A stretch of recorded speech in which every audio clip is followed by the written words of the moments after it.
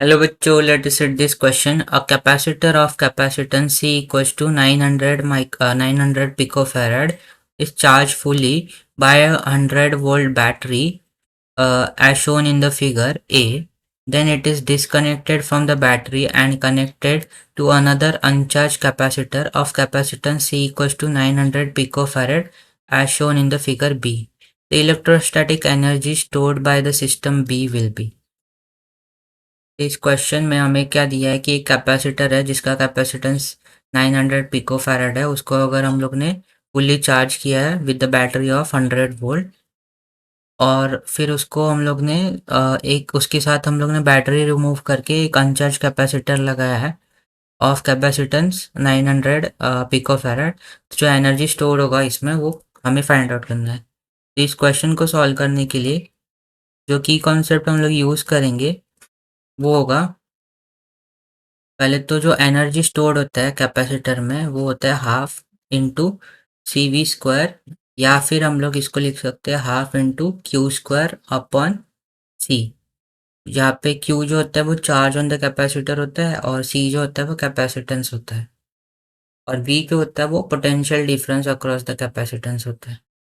और हमें पता है कि अगर हमारे पास कोई भी दो कैपेसिटर जो है अगर वो पैरेलल में कनेक्टेड है तो उनके वजह से जो इक्विवेलेंट कैपेसिटेंस होता है वो C1 प्लस C2 होता है, जहाँ पे C1 C2 उनका कैपेसिटेंस है। तो क्वेश्चन में हमें पहले क्या दिया हुआ है, ये कैपेसिटर है C, उसके अक्रॉस हम लोग ने 100 वोल्ट का बैटरी लगाया हुआ है। यहाँ पे 100 वोल्ट का बैटरी है ये, और हमें हमें कैपेसिटेंस दिया हुआ है। और फिर सेकंड कंडीशन में हम लोग ने इसको बैटरी को हटा के और एक कैपेसिटर यहाँ पे लगा दिया है, सेम कैपेसिटर। यहाँ पे हम लोग ने एक कैपेसिटर लगा दिया है इसमें। तो इस सेकंड वाले केस में ये क्या आएगा, एनर्जी क्या आएगा ये हमें फाइंड आउट करना है। तो अगर पहले तो हम लोग चार्ज निकाल लेते हैं तो हमें पता है चार्ज क्या होता है, Q equals to C V के इक्वल होता है। तो कैपेसिटेंस हमें दिया है 900 पिको फैराड, दैट मीन्स 10⁻⁻12, और बैटरी हमें 100 वोल्ट का दिया है। तो यहाँ से हमें चार्ज मिल जाएगा 9 × 10⁻8 कूलम के इक्वल।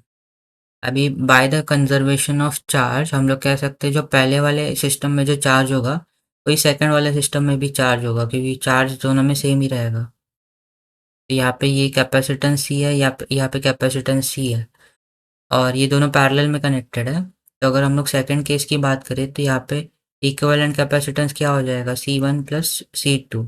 दोनों का वैल्यू C है तो ये हो जाएगा 2C के इक्वल। तो हमें एनर्जी फाइंड आउट करना है, तो एनर्जी का एक्सप्रेशन होता है हाफ क्यू स्क्वायर अपॉन सी। तो ये हो जाएगा हाफ, क्यू का वैल्यू हमें पता है 9 × 10⁻8 का स्क्वायर है, तो ये वापस आ जाएगा, और डिवाइड बाय सी कितना है यहाँ पे 2 इंटू यहाँ पे सी कैपेसिटेंस का वैल्यू कितना था 900 पिको फैरेड, तो ये आएगा 900 × 10⁻12। इसको अगर हम लोग सिंप्लीफाई करें तो ये हो जाएगा 1/2 इंटू 9 इंटू 9, और ये हो जाएगा 10⁻8, 10⁻8 हो जाएगा 10⁻16 डिवाइडेड बाय ये हो जाएगा 2 इंटू 9 इंटू 10⁻10 हो जाएगा। तो ये एक 9 से एक 9 कैंसिल हो जाएगा, तो ये आएगा 9/4 इंटू 10⁻6। तो 9 को 4 से डिवाइड करें तो ये आएगा कुछ 2.25। देयरफॉर हम लोग कह सकते हैं कि जो एनर्जी स्टोर्ड होगा वो 2.25 इंटू 10⁻6 जूल्स के इक्वल। तो अगर हम लोग अभी ऑप्शन चेक करें तो ऑप्शन डी हमारा राइट आंसर हो जाएगा। So I hope you have understood it well and best of luck.